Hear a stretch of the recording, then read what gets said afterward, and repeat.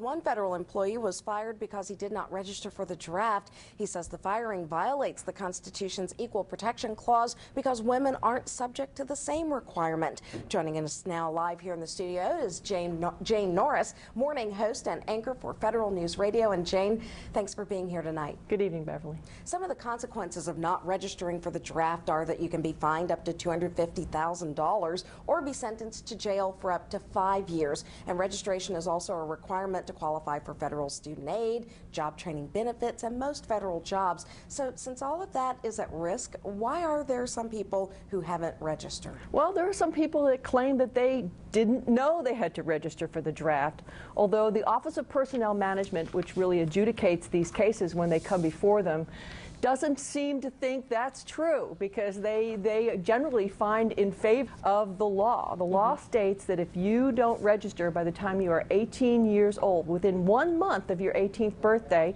of course this is for men, then you're not eligible for federal service. And so this case, the case we're talking about, Michael Elgin, he was employed for 18 years with the Internal Revenue Service in Andover, Massachusetts.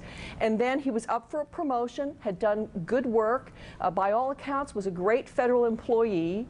And because he hadn't registered for the federal service, and that came up in a routine review, he was challenged. His job was challenged. Office of Personnel Management heard the case, said he should be fired. He appealed for a 5-year period, and then finally, last July, he was let go from his job. And so now he's the person who has filed this suit, saying because women aren't subject to the same rule, it's a violation of his constitutional rights. Yeah, that's what he says. And since the 80s, that challenge has come up in the courts. The courts have ruled that because women are not eligible for the draft, they're also not eligible for selective service requirements.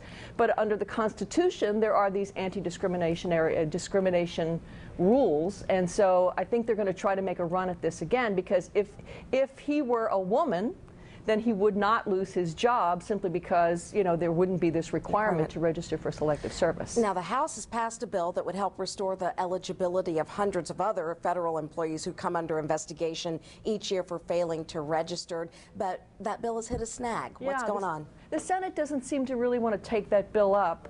The Senate is not really energetic about this, because, you know, the requirement to register for selective service is obviously one that they want to preserve.